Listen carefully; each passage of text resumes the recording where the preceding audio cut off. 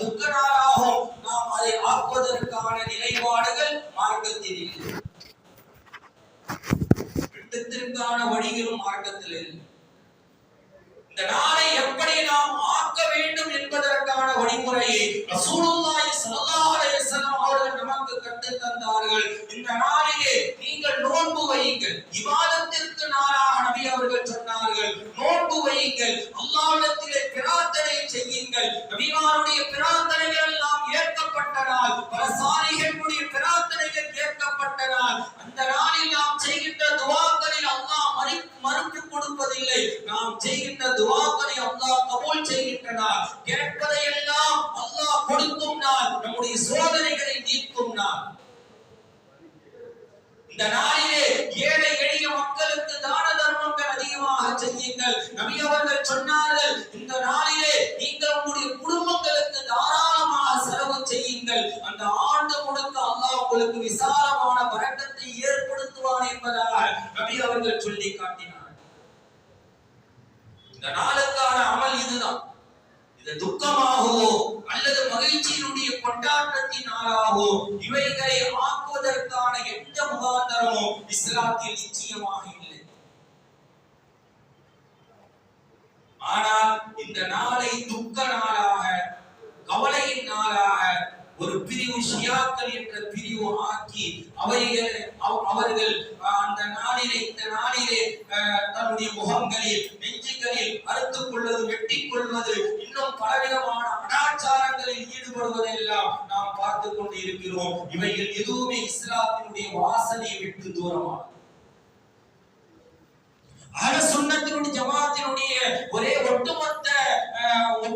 ஒட்டுமொத்தனுடைய கருத்து என்னவென்றால், அதாவது ஹுசைன் ரலியல்லாஹு தஆலா அவர்களும் அவருடைய குடும்பத்தாரும் மிக கொடூரமாக கொல்லப்பட்டதற்கான அஹ்லுஸ் சுன்னத் வல் ஜமாத் சொல்கின்ற நிலைப்பாடுகள், யாரெல்லாம் ஹுசைன் ரலியல்லாஹு தஆலா அவர்களையும் அவருடைய குடும்பத்தாரையும் கொண்டார்களோ அவர்கள் மீது அல்லாஹ்வுடைய சாபம் உண்டாகட்டும். இரண்டாவது, யாரெல்லாம் கொள்வதற்கு ஐடியா கொடுத்தார்களோ அவர்கள் மீது அல்லாஹ்வுடைய சாபம் உண்டாகட்டும். மூன்றாவது, யாரெல்லாம் அதற்கு உதவியாக இருந்தார்களோ அவர்கள் மீது அல்லாஹ்வுடைய சாபம் உண்டாகட்டும். நான்காவது, யாரெல்லாம் ஹுசைன் ரலியல்லாஹு தஆலா அவர்கள் கொல்லப்பட்டதனுடைய செய்தியை கேட்டு மகிழ்ந்தார்களோ, சந்தோஷப்பட்டார்களோ அவர்கள் மீது அல்லாஹ்வுடைய சாபம் உண்டாகட்டும். இதுதான் அஹ்லுஸ் சுன்னத் ஜமாத்தினுடைய கொள்கை. இதுதான் ஒட்டுமொத்த கொள்கையாக இருந்து கொண்டிருக்கிறது. இதை தாண்டி வேறு எந்த ஒரு துக்க நாளாகவோ அல்லது மகிழ்ச்சியின் நாளாக இவைகளை ஆக்குவதற்கான எந்த ஒரு நிலைப்பாடும் இல்லை. இஸ்லாத்திலே 3 நாளைக்கு மேல் துக்கம் அனுசிக்கும் நிலை இல்லை என்பது நபியினுடைய வார்த்தை.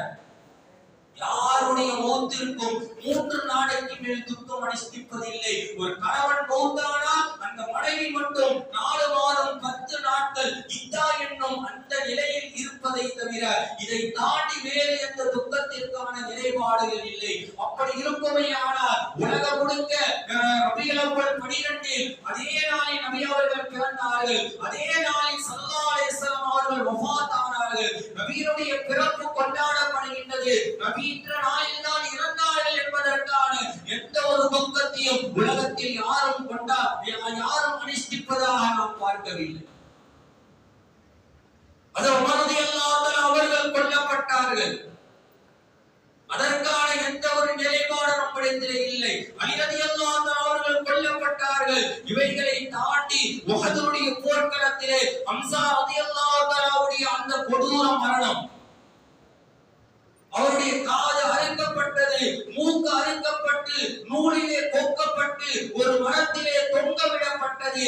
ஹம்ஸா ரலியல்லாஹு தஆலாவுடைய அவர்களுடைய நெஞ்சி பிளக்கப்பட்டு ஈரல் வெளியாக்கப்பட்டு அதை பிடிக்கப்பட்டது. ஹம்ஸா ரலியல்லாஹு தஆலாவுடைய அந்த உடல்கள் சிதைக்கப்பட்டு அவைகள் அனைத்தையும் ஒரு துணியிலே மொத்தமாக போடப்பட்டு தான் எடுத்து செல்லப்பட்டது. நபியினுடைய நிலைப்பாடு அங்கு எப்படி இருந்தது தெரியுமா? அந்த இடத்தை விட்டு நபி அவர்கள் அகல்வதற்கான நிலைப்பாடு இல்லை. அவ்வளவு பெரிய துக்கத்தினுடைய நிலைப்பாடு.